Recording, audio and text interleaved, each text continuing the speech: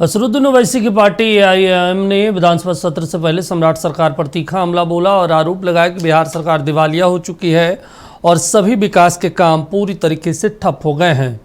Party के प्रदेश अध्यक्ष अख्तरुल ईमान ने मानसून सत्र में कानून व्यवस्था को मुद्दे पर सरकार को घेरने की बात कही। उनसे खास बातचीत की हमारे स्टेट हेड मरगूब आलम ने। सत्र है और अमूमन आपने देखा होगा कि जब 5 सदस्य थे एआईएम के तब भी, और जब अकेले अख्तरुल थे तब भी अपने सीमांचल के मुद्दे को लेकर लगातार यह संघर्षरत रहे।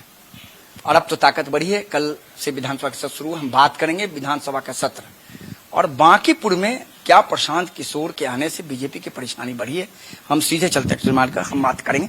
और कल से विधानसभा आप अकेले थे तो भी सीमांचल के लिए आवाज उठाते थे, मैं लगातार आप जब 4 थे 5 थे तो भी बात, क्या रहेगा इस बात? भाई एमआईएम दर्द की आवाज है, तन्हा हो या संगठित लोग हों, कई एक हों, हम दर्द की आवाज हैं। बिहार के शोषितों की, पीड़ितों की, बिहार के अकलियतों की एक मजबूत आवाज हमने उठाने की कोशिश की है। इस सदन में भी सारे मुद्दे हमारे रहेंगे। सीमांचल के साथ चूंकि ज्यादा नाइंसाफी हुई है, इसलिए हम सीमांचल चीखते हैं, लेकिन बिहार के अंदर में लॉ एंड ऑर्डर का बिल्कुल फेलियर है। लोगों दिन दहाड़े गोलियां चल रही हैं, दुकानें लूटी जा रही हैं, अफसरों का वारे न्यारे हो रहा है, अफसरशाही का नंगा नाच हो रहा है।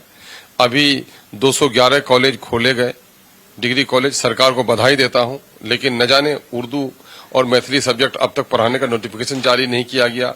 इस पर हम लोगों का सवाल है। सवाल हम लोगों का यह है कि किसानों का हमारे इलाके में जो मकई की फसल है वो बुरी तरह तबाह हो गई। एक तरफ कह रहे हैं कि नीतीश जी के हम लोग आदर्शों पर चलते हैं। नीतीश जी कहते थे कि साहब राजकोष पर सबसे पहला जो अधिकार है वो आपदा पीड़ितों का है, और किसान वहां पर बदहाल हो गया है और आज तक फूटी कौड़ी नहीं मिल रहा है। पहले तो आपने कहा कि नहीं साहब कोई वो नहीं, आपदा नहीं है, लोगों की मकई पूरे तौर पर गिर गई, फसल तबाह हो गई। बाद को आपने कहा कि अच्छा मुआवजा देंगे। अब मुआवजा देंगे तो बगुले को थाल में आप खीर दे रहे हैं। कह रहे हैं कि साहब अप्रैल के महीने का वो आप फोटो दिखाइए, है ना, तो जीपीएस वाला फोटो दिखाइए। वो गांव का किसान गद्दू कल्लू कहां से जानेगा, उसके पास सबका मोबाइल है क्या? ये इनका काम था कि इनके जो लोग किसान सलाहकार थे उनकी जिम्मेदारी थी, जा जाकर प्लॉट में फोटो लेते, वो नहीं कराया जा रहा है। बाढ़ से हमारा इलाका त्रस्त है। मैं प्रशांत किशोर कैसे देखते हैं, क्या लगा? हमारी पार्टी इलेक्शन यहाँ चूंकि नहीं लड़ रही है, तो अभी कई पार्टी के लोग हम लोगों से संपर्क कर रहे हैं।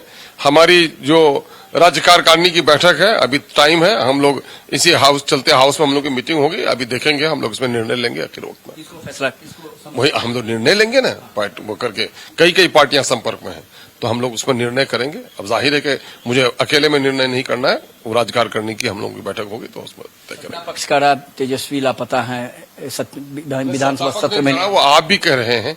एक जिम्मेदार विपक्ष को इस तरह से नहीं होना चाहिए, है ना। बिहार की जनता को इस वक्त मजबूत विपक्ष की जरूरत है, और मैं समझता हूं कि सरकार की बेलगाम होने की बहुत बड़ी वजह है कि विपक्ष का कमजोर और बिखर जाना है। देखिए, बड़ी बात उन्होंने कहा कि निश्चित तौर पर तेजस्वी यादव नहीं है तो सवाल उठना लाजमी है, क्योंकि एक जिम्मेदार विपक्ष को इस तरह नहीं होना चाहिए। अब बड़ा सवाल यह भी है कि अपराध सहित कई मुद्दों पर कल एआईएम अगले 5 दिनों तक बिहार विधानसभा में सरकार को घेरने जा रही है। सहयोगी राजेश के साथ मरगूब आलम, नचत न्यूज़, पटना।